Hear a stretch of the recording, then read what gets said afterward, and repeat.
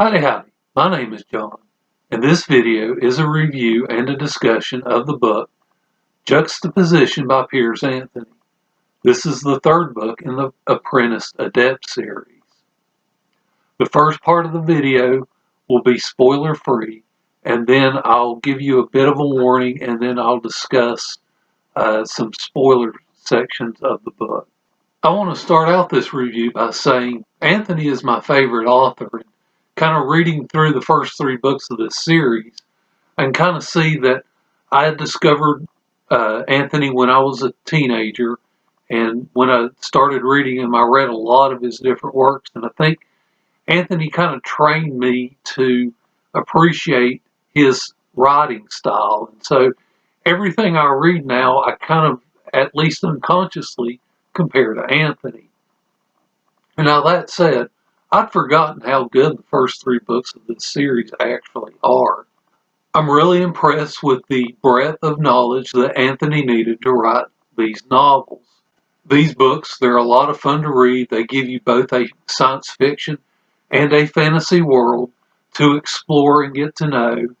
If you've never read any Piers Anthony, the first three books of this series are a great place to start.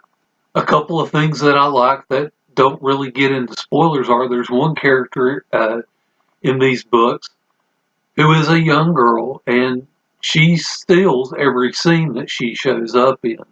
In this book, the science fiction world and the fantasy world actually overlap for a bit, and in that you actually have a battle scene. So you have goblins using laser rifles, you have dragons fighting cyborgs, and that whole scene is really well written. It's a lot of fun to read.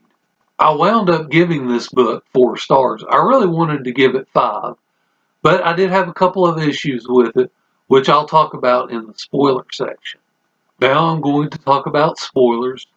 If you've not read this book, I highly encourage you to go do so, and then come back and watch the rest of this video later. First thing I wanted to talk about are the scenes where Style is in the tournament. I enjoyed all of these scenes, but to me they weren't quite as well done as they had been in previous novels. Style does, of course, win the tournament, and as his reward becomes a citizen. And that's really one of the strongest parts of this book, is watching Style adjust to becoming a citizen. Now, for Style to increase his fortune, he must do so by making wagers with other citizens.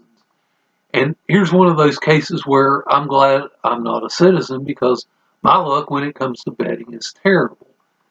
Styles, on the other hand, is unnaturally good. I think the only time Style actually loses a bet during this novel is when it sets up an even bigger win. And there's really a lot of scenes like that in this novel. There's a lot of scenes where Style will get in trouble, and then he's rescued from that trouble by the sudden appearance of an ally. And then the last thing I want to touch on is the final battle. As much fun as it was to read the final battle, when I got to the conclusion where Brown was able to reverse the directions so that the phase side and the proton side kind of switched directions, and that led the goblins to carry the pieces of the phasite ball actually into proton instead of carrying it deeper into phase. I found that whole sequence, I was scratching my head and was like, well, wait a second. If they had just done that on the outset, they wouldn't have needed to have that big battle scene. You know, maybe they could have tried to do a decoy or something, but it renders that whole final battle kind of moot. I really enjoyed this novel, and I hope you did as well. Thank you for watching this video, and I hope you enjoy the rest of your day.